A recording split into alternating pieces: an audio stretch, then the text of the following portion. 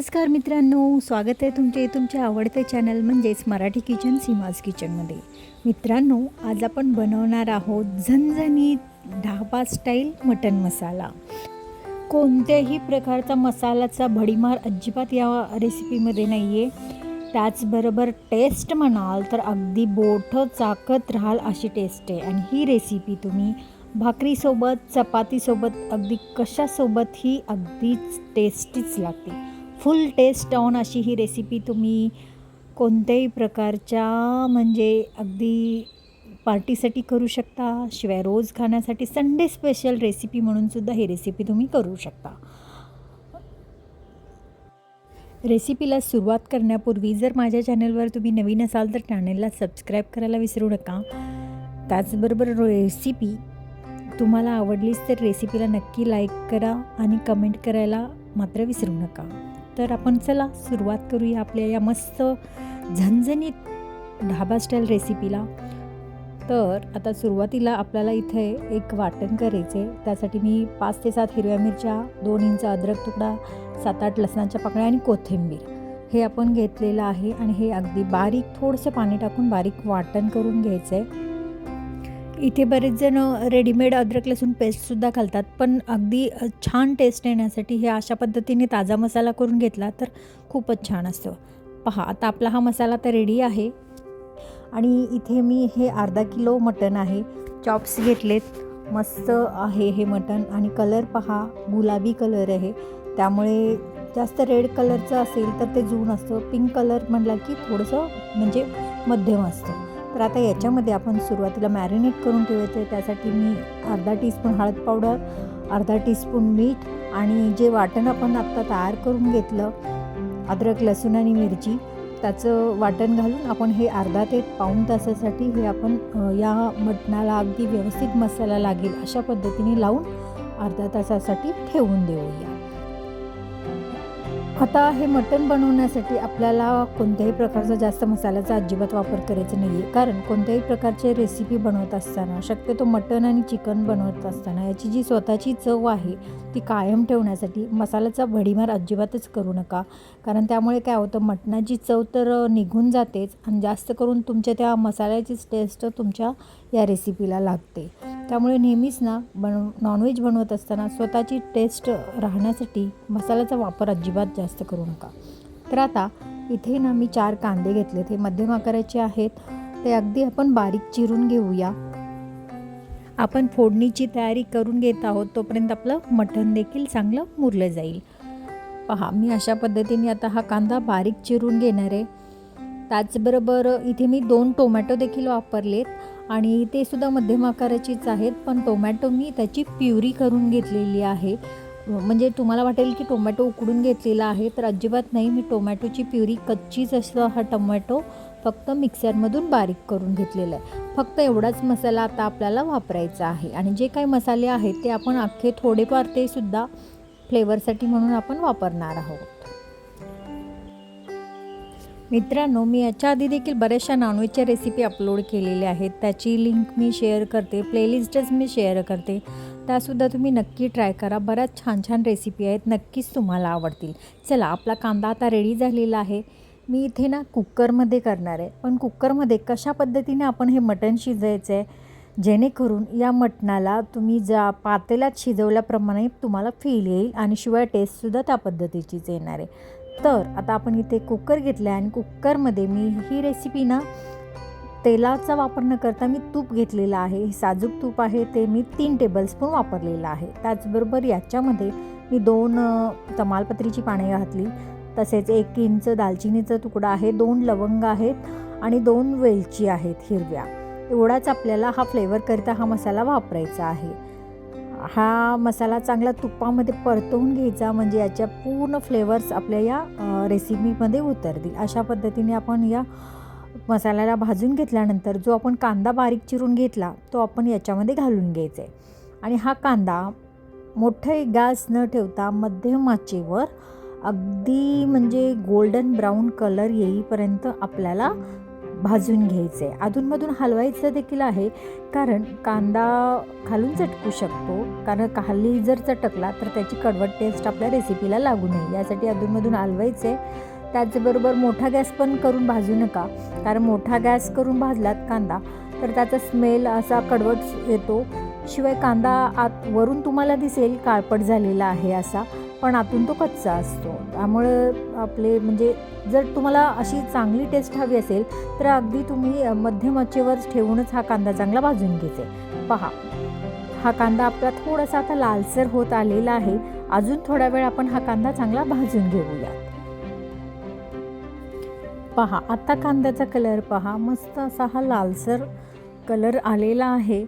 आता आपण याच्यामध्ये ना मसाले घालून घेऊया. त्यामध्ये मी अर्धा टीस्पून हळद पावडर घालून घेतली, 1 टेबलस्पून इथे मी काश्मीरी मिरची पावडर घातली, आणि धने आणि जिरे पूड मी 1 टेबलस्पून घातली, आणि 3 टेबलस्पून मिरची पावडर घातलेली आहे. हा कोल्हापुरी घाटी मसाला आहे, तो घरगुती बनवलेला आहे. हा मसाले आता आपण कांद्यासोबत चांगले भाजून घ्यायचे, म्हणजे याला चांगलं तेल सुटेपर्यंत चांगलं भाजून घ्यायचं आहे. आता मसाले आपले भाजून झालेत. त्याच्यामध्ये आपण जी मी बोलले होते की 2 टोमॅटोची प्युरी आपण करून घेणार आहोत, तर ती मी प्युरी आधीच करून ठेवली होती. ती प्युरी याच्यामध्ये घालून घेतली, आणि तीसुद्धा अगदी तेल सुटेपर्यंत आपण चांगली परतवून घेऊया, कारण टोमॅटो आपण कच्चा वापरलेला आहे आणि तो टोमॅटो या मसाल्यांसोबत चांगला शिजला पाहिजे. त्या पद्धतीने हा मसाला चांगला व्यवस्थित परतवून घेऊया, म्हणजे थोडंफार तेल असं साईडनी सुटलं पाहिजे. अशा पद्धतीने हे आपण व्यवस्थित भाजून घेऊया. जितके मसाले तुम्ही व्यवस्थित मध्यम आचेवर भाजून घ्याल ना, तितकं तुमचे जे कालवण वगैरे असतील या नॉनव्हेजच्या रेसिपी असतील त्याला कलर खूप सुंदर येतो, आणि तेलसुद्धा अगदी छान येतं वरती लास्टला. सर्वात शेवटी रेसिपी झाल्यानंतर पहा, त्याचा कलर खूप सुंदर येतो. पहा, आता आपलं हे टोमॅटोसुद्धा छान शिजला, साईडनी तेल पूर्णपणे सुटलेलं आहे. त्यानंतर याच्यामध्ये आपण हे मॅरिनेटेड केलेलं जे मटण आहे ते घालून घेऊया. आणि ज्यावेळी आपण मटण टाकलं त्यावेळी मी गॅसची आच मोठी ठेवली आहे, कारण मोठ्या गॅसवर हे आपण मटण चांगलं परतवून घ्यायचं. आणि मोठ्या गॅसवर एवढ्यासाठी करायचं कारण याला स्वतःचं असं एक पाणी सुटणार आहे, आणि ते पाणी म्हणजे लगेचच आपण चांगलं व्यवस्थित या पाण्यासोबतच हे थोडंफार आपण मटण परतवून घ्यायचं आहे. लगेचच पाणी याच्यामध्ये घालणार नाही आहे. या मटणाला जे स्वतःचं पाणी सुटत आहे ते पाणी पूर्णपणे आटवून घेतल्यानंतरच आपण याच्यामध्ये पाणी घालायचं आहे. पण अजून आपला एक पदार्थ याच्यामध्ये मेन म्हणजे घालायचा राहिलेला आहे, ते म्हणजे मी इथे 1/4 कप दही घेतलेलं आहे. ते दही एकदम म्हणजे आंबट पण नाही आहे ना, म्हणजे अगदी ह्याचं आहे, ताजं दही आहे. ते मी 1/4 कप घेतलं आहे, पूर्णपणे फेटून घेतलं आहे, म्हणजे हे मटणामध्ये चांगलं मुरलं गेलं पाहिजे. म्हणजे बऱ्याचदा काय होतं, दही घातल्यानंतर ना ते फुटलं जातं, आणि रेसिपी एक साईडला आणि ते दही एक साईडला, असं त्याचा मेळ असा लागून येत नाही.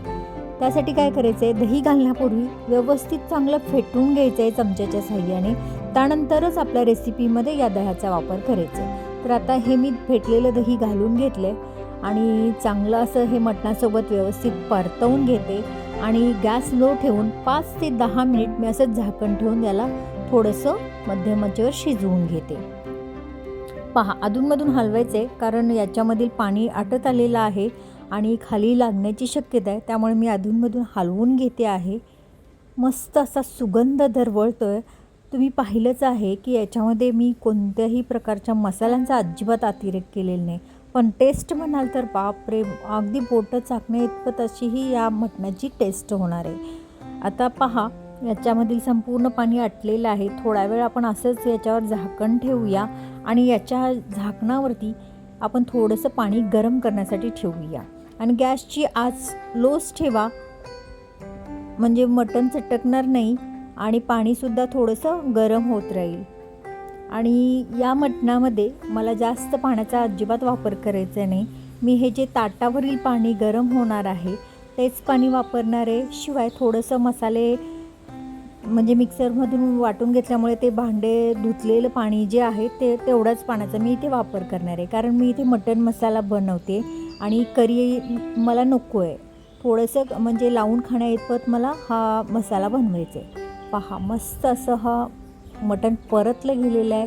एकजीव असा मसाला पूर्णपणे या मटणाला व्यवस्थित लपेटला गेलेला आहे. याच्यामध्ये मी सुरुवातीला मॅरिनेशन करता मीठ वापरलंच होतं.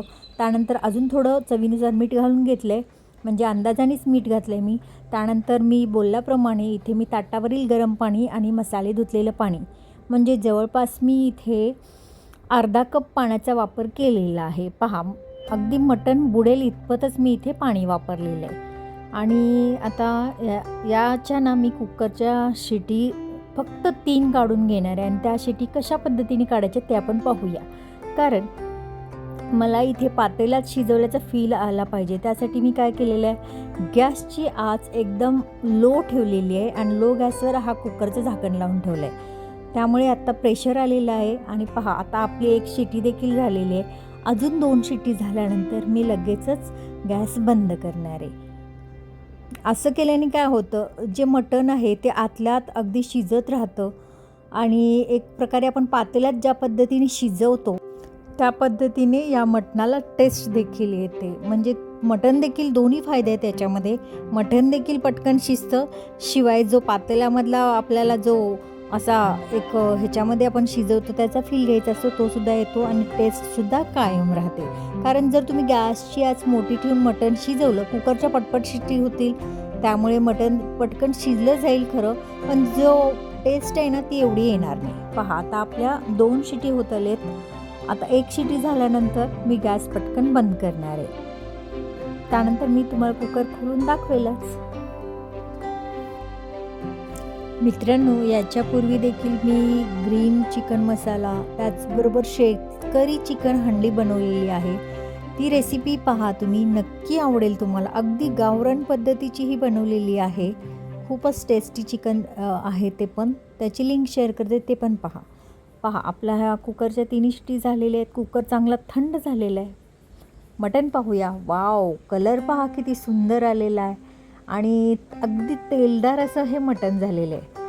ॲक्च्युली आपण इथे तुपाचा वापर केलेला आहे, तरीसुद्धा या रेसिपीला एक वेगळीच टेस्ट येते.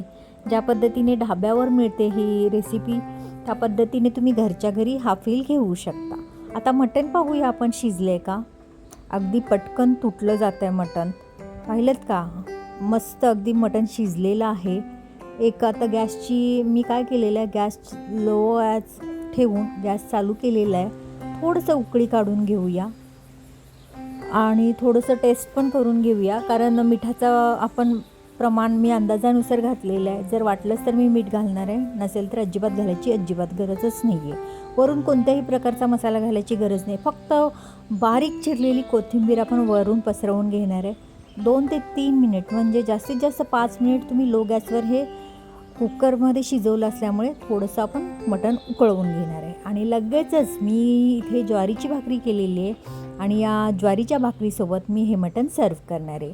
भाकरी रेडी आहेत, संपूर्ण रेडी आहे. आपलं मटण रेडी झालेलं आहे. मस्त कांदा दह्यासोबत आणि टोमॅटो, बापरे वाव, अगदी मला ना बोलता बोलताच तोंडाला अगदी पाणी सुटते असं हे. आणि त्याचा सुगंध पाहूनच अगदी पोटातील भूक चाळवायला लागलेली आहे. इतकं हे मस्त मसालेदार असं, म्हणजे मसालेदार दिसतंय ते, पण याच्यामध्ये आपण मसाला वापरलेला नाही आहे, हे तुम्ही पाहिलेलंच आहे. तर मित्रांनो, कशी वाटली माझी ही आजची मस्त ढाबा स्टाईल मटण मसाला रेसिपी? जर तुम्हाला आवडली असेल तर व्हिडिओला एक लाईक करा, रेसिपीबद्दल कमेंट करा आणि रेसिपी आवडली असेल तर नक्की ट्राय करा आणि सबस्क्राईब करायला मात्र विसरू नका. कारण मी अशाच नवनवीन रेसिपीज घेऊन येत असते, त्यात तुम्हाला नक्कीच पाहायला मिळतील. तर मित्रांनो, आपण पुन्हा भेटूया अशाच एखाद्या मस्त झणझणीत अशा रेसिपीसोबत. तोपर्यंत स्वस्त खा, मस्त रहा, नेहमीच आनंदी रहा. तुम्ही माझी रेसिपी वेळात वेळ काढून पाहिल्याबद्दल तुमचे मनापासून आभार. धन्यवाद.